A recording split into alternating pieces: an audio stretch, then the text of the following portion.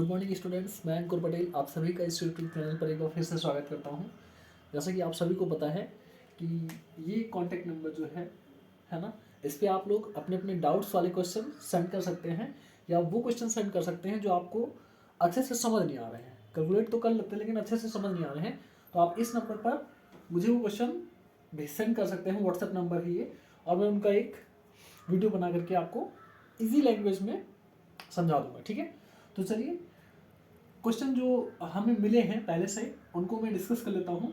तो एक क्वेश्चन है, a coin is tossed 100 times, sorry हाँ 100 times with the following frequencies, head 45, tail 55।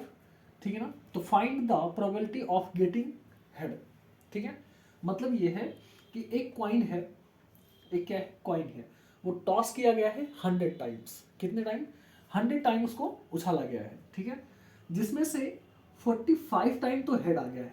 मतलब हेड आने की फ्रीक्वेंसी, हेड आने की फ्रीक्वेंसी अभी मैंने इसके पहले वाले वीडियो में आपको फ्रीक्वेंसी, ठीक है, और प्रोबेबिलिटी, इन दोनों में जो मीन जो डिफरेंस है, जो मतलब है, अलग अलग समझाया है कि प्रोबेबिलिटी क्या होती है और फ्रीक्वेंसी क्या होती है। तो अगर आपको आपको सीखना है तो आप पिछली वीडियो भी देख सकते हैं। ठीक है, इसके पहले वाली, वरना एक बार मैं फिर से बता देता हूँ। ठीक है, चलिए पहले फ्रीक्वेंसी और टॉस में आपको फ्रीक्वेंसी और प्रोबेबिलिटी में डिफरेंस बता देता हूँ। ठीक है ना, तो फ्रीक्वेंसी क्या होते हैं पहले देखेंगे। फ्रीक्वेंसी फ्रीक्वेंसीज क्या होती हैं। तो जैसे मैंने एक कॉइन लिया, ठीक है ना, उसको मैंने टॉस किया, तो मान लो उस कॉइन को मैंने 5 टाइम क्या किया, 5 टाइम या 10 टाइम, जो भी लेना चाहते हो ले सकते हो, कि 10 टाइम मैंने उसको टॉस किया। कितने टाइम? 10 टाइम। उसमें से 4 टाइम आ गया हेड। हेड कितने टाइम आ गया? 4 टाइम आ गया। 4 टाइम का आ गया हेड। ठीक है, तो अगर हम कहें वहां पे कि हेड की फ्रीक्वेंसी कितनी है, हेड की फ्रीक्वेंसी कितनी है, तो हेड की फ्रीक्वेंसी कितनी है? 4। ठीक है, अगर कहे कि हेड की प्रोबेबिलिटी कितनी है, हेड की प्रोबेबिलिटी कितनी है, तो हेड की जो प्रोबेबिलिटी आएगी वो टोटल नंबर ऑफ हेड और अपान में total number of toss, total number of toss.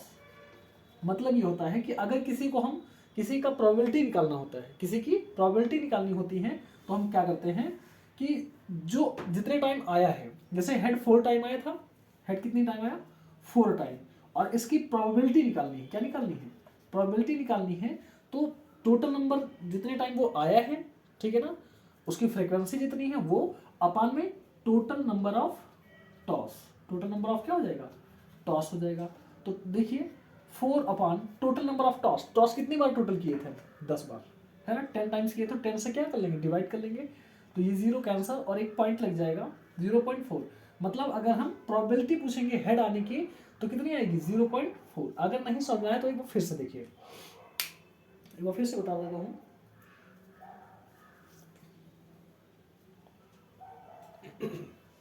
देखिए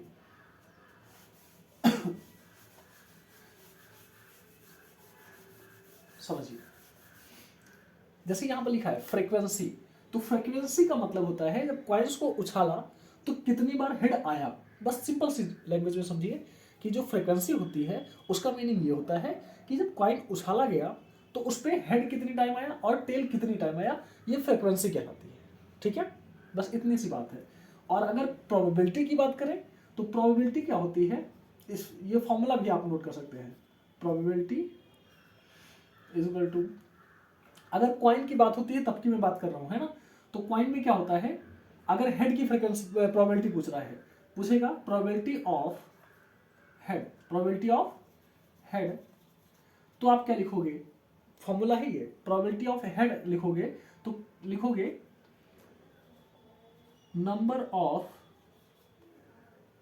frequency, number of frequency, number of frequencies of head, है ना, मतलब हेड कितनी टाइम आया वो, और अपान में total total number of toss, total number of toss लिख लोगे। ठीक है, तो देखिए बस इसी फॉर्मूले का यूज करके हम इस क्वेश्चन को सॉल्व कर सकते हैं। ठीक है, तो देखिए हमको निकालना क्या है, find the probability of getting head. Head आने की प्रोबेबिलिटी पूछ रहा है ना, तो देखिए हेड आने की प्रोबेबिलिटी क्या है, number of frequency of head. Head की फ्रीक्वेंसी कितनी है 45, कितनी है 45, और नीचे क्या है total number of toss. Toss कितनी बार किया गया है 100 टाइम्स, तो किससे डिवाइड कर लोगे 100।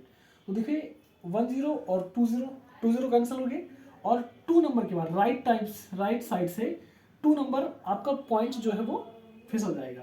तो 1 और 2 जितने, देखो ये कैलकुलेशन इस तरीके से सॉल्व की जाती है, अगर नहीं आती तो आपको बता देता हूँ।